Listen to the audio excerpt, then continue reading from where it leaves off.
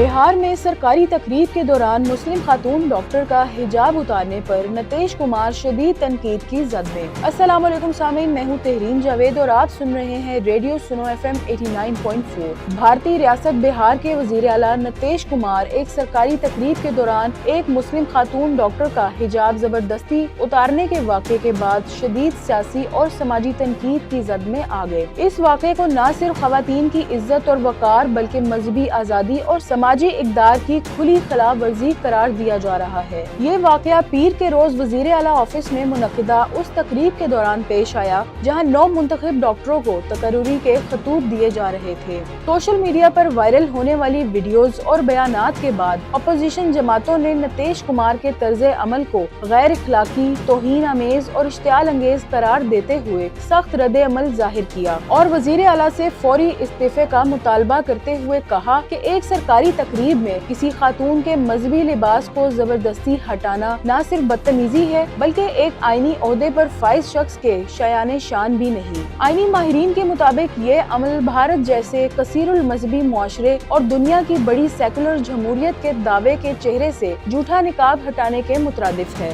دوسری جانب راشٹریہ جنتا دل نے اس واقعے کو وزیر اعلیٰ کی سنجیدگی اور صلاحیت پر سوالیہ نشان قرار دیا ہے۔ پارٹی کے ترجمان اعجاز احمد کا کہنا ہے کہ بھارتی آئین ہر شہری کو اپنے مذہبی عقائد اور روایات پر عمل کرنے کی مکمل آزادی دیتا ہے اور کسی بھی سرکاری عہدیدار کو یہ حق حاصل نہیں کہ وہ کسی فرد کے مذہبی تشخص میں مداخلت کرے۔ مبصرین کے مطابق یہ واقعہ محض ایک فرد کے رویے کا مسئلہ نہیں بلکہ یہ اس بڑے سوال کو جنم دیتا ہے کہ آیا بھارت میں مذہبی اقلیتوں بالخصوص مسلم خواتین کے ساتھ سرکاری سطح پر برتاؤ واقعی آئینی اور اخلاقی معیار پہ پورا اترتا ہے یا نہیں۔ ناقدین کا کہنا ہے کہ ایسے واقعات معاشرے میں اشتعال، عدم تحفظ اور فرقہ وارانہ کشیدگی کو ہوا دے سکتے ہیں جس کی ذمہ داری براہ راست اقتدار میں بیٹھے افراد پر عائد ہوتی ہے۔ ابھی تک وزیر اعلیٰ نتیش کمار کی جانب سے اس واقعے پر کوئی واضح معذرت یا وضاحتی بیان سامنے نہیں آیا،